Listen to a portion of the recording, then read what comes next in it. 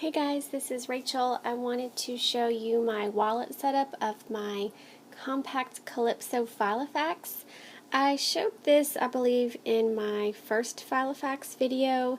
It was extremely packed and it's just been sitting on my shelf for a while. Wasn't sure what to do with it. And I wanted to have a bunch of extra note paper with me. So what I did was set this up as my wallet. A lot of extra paper for note taking and just kind of brain dumps. And then also I moved a few weeks of my food diary sheets into this. So I'm just going to go ahead and get into it so you know what I'm talking about here. And I guess I can show you the bottom, this side. I've got my Sharpie pen in there, and then the top, the little flag. When you first open it up, I've got my most used cards here. So I've got my debit card, I have 2 licenses here, and then my credit card. And this was just a little business card I slipped in there. I have nothing in this pocket.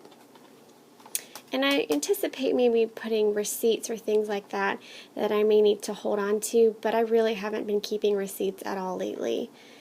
Now over here on this flyleaf has a sticker on one side, so I used to use some washi tape and I put bullet journal. It's really not my bullet journal, it's more of like a brain dump. I just haven't changed it, didn't feel the need to. So, and this washi tape was from the Target Dollar Spot. And I just have 2 sticky notes real quick, just some things I want to pick up and some ideas for projects. So once I flip it over, I have a top opening envelope with my cash in there. So I usually like to pay cash for a lot of things. And the one thing about having a Filofax as a wallet is the lack of space for any kind of change. So I haven't had too much of an issue. I will usually just take like quarters and things like that, and I can put them in this zip pocket, just a few at a time. But most of the time I just put the the change in my little change compartment in my car, or we have a big container in our bedroom where we just throw a bunch of change. So behind that I just have 1 sheet of this Target Dollar Spot paper, just so if I didn't have any cash or what's peeking through is prettier than the thing that comes next, which is just a bunch of sticky notes. So I've got, again, these are from Target. I believe all of these are from Target. So just a little assortment of sticky notes. I think this one's from Joann's. So just so I have a little variety if I need them for anything. And then this was just a homemade flyleaf where I put washi tape on the side and then punched holes and made slits. And this on the front is it's like a daily planner that you can get out of these little books from Fit Japanese. So it has a couple of different size sticky notes, and then it's got this daily planner, and then it also has a weekly planner, Monday through Sunday. I just have a few sheets of those. I really haven't used those ever, but they're there if I need them to plan, and I can take that out pretty easily. And then I've got some more little notes and things like that. And then this flyleaf actually has the flag at the top, and again, more little post-it notes about when coupons expire. I'm not even using those right now, but this is like my brain dump. I just made a list of things that I'd like to accomplish for October, and I've already got some things done. This is mainly, it seems to be so far more of like projects and brainstorming about things and things I need to do at home. All of my school stuff goes into my day designer day on a page.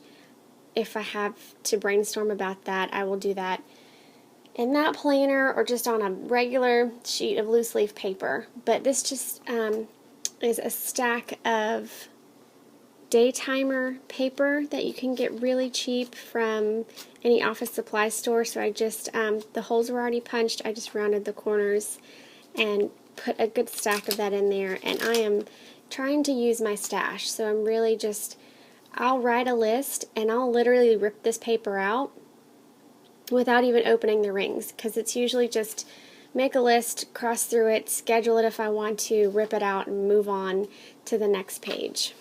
So again, that's just a stack of paper there. And then there was a backing on this pad of paper, and I literally just corner punched it and then used this as a divider and also a place to put a small binder clip to put my pen. Because if you can see here, this pen loop over here is not too functional just because of the way the clasp is and the really like the lack of space. And it would kind of bend these pages right here, and I didn't like that. So I went ahead and put the binder clip on to make a makeshift divider. And then behind that, I've got my meal planning pages. So what I was finding was my food diary pages, which I showed you guys, I think just a few weeks ago, were in my personal Malden, and this is my project planning binder. I look at this once a week. I do not look at this every day, and that was the problem, is I wasn't looking at it every day, it wasn't easily accessible, and I wasn't writing down my food. So I saw that as a problem, so the easy solution was to just slip a week or two of sheets in here so I can always have it with me because I always have my wallet with me. So what I've done is, of course, I color-coded. So I have these little post-it arrow flags, and I have pink as any breakfast items, lunch is green, dinner is blue, and then snacks is yellow. So I got inspired by Julie from Plan to Create. She showed how she did some meal planning, and I really liked that idea.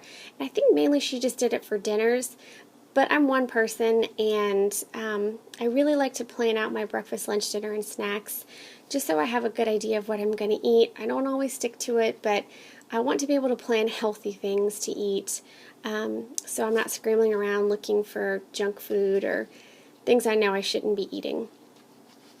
So I'm utilizing these sticky flags in my So Much Crafting inserts. This is a bad example here. Which are 2 days per page. So if you see here, I've got, I did a little bit of decoration here with some washi tape at the headers, and then I've got my exercise, and then I've listed what I ate, and then I stamped the little checklist stamps for my water, and then what I did for exercise specifically for these days. I have my line guide in here, so when I write what I ate today on Monday, October 12th, I can see, and you may not be able to see it on the video here, but you can see the lines underneath it, so I can kind of write a little straighter than just in a blank space.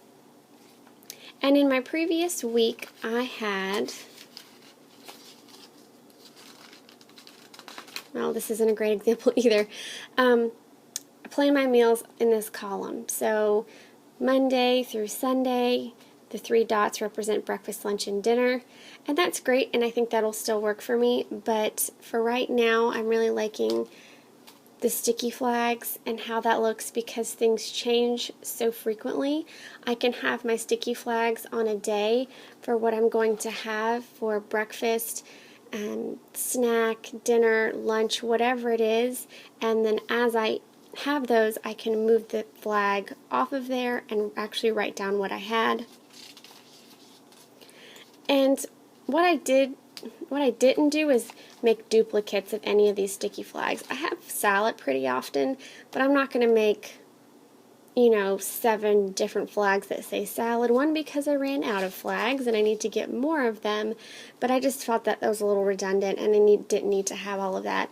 So if I know I prepped, 3 salads in one night when I did my meal prep session, then I can just put it on, Thursday, Friday, Saturday. I can just put it on Thursday, and once I eat it Thursday, move it to Friday, and then and so on. So that was my plan. And then my exercise are on these. These are also from Post-it, and they've got these pretty patterns now for post-it flags. And so I've put my exercise on these so I can plan which days I'm going to do strength training or cardio or whatever it is. So that's how my meal planning has changed just slightly. And then again, I don't have a lot of weeks in here because I didn't want the bulk. I just actually have them, looks like 3 weeks worth of inserts. And they don't take up much room at all. And this section is, I've got their Day Runner credit card inserts, and I've got 3 sheets of those. And I'm not going to show you them. I did put some Post-its over them just in case I showed you my card numbers, which I typically would do. But there's 3 sheets of those, and then those are my cards that I don't really need to access that often, but they're there if I need them, and they're not bulking up this section here. If you put too many cards in here, this will really bulk this up, and it'll be more difficult to close. So that's why I like these credit card holders. And then I had a little extra spot, so I put in some Post-it sticky flags, just in case I need those for anything. I haven't really used these very much, so I wanted to have those with me. My vehicle registration is in here, and then also I put a few of these in here. You guys have seen these. I've showed them to you, but they are how I track my daily routines and weekly routines. And I'm going to do my A5 setup as my next video, and I'm going to explain that a little bit more in that video. And if I feel like it's taking too long to explain, I may make a completely separate video just on how I track my routines, daily, weekly, monthly, and yearly routines. And then at the back of this little folder, I've just got some hot lists from, I believe this is Daytimer. And then I have a bunch of those little Moleskine small notebooks, and I would get to the end of the notebook and just have a few extra sheets left, so I would tear those out and I just slip them in here in case I need a little piece of paper for anything at all. And then in this zip pocket, I think I have $1 in quarters back here, and then 3 to 4 checks, because I don't need an entire checkbook, and it's rare that I write checks, but if I do, I have a few with me. And then as soon as I get down to one last check, then I will refill it with a few more. So that is my wallet setup, and I guess you could say meal planner and food diary and brain dump. So I really love this Calipso. I like how squishy it is. I really like the clasp. It's a little different from what I've seen from Filofax. The leather's great.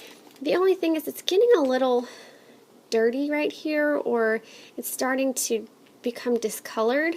I'm not exactly sure how to clean it, but it's actually really not bothering me that much. If this is going to be my wallet and I'm going to use it and I'm getting good use out of it, I'm okay with that. But if any of you know how to clean that and not damage the leather, please let me know. I would appreciate it. I hope you enjoyed the video, and right after this I'll be making my A5 setup in my Malden ochre. Thanks, have a great night.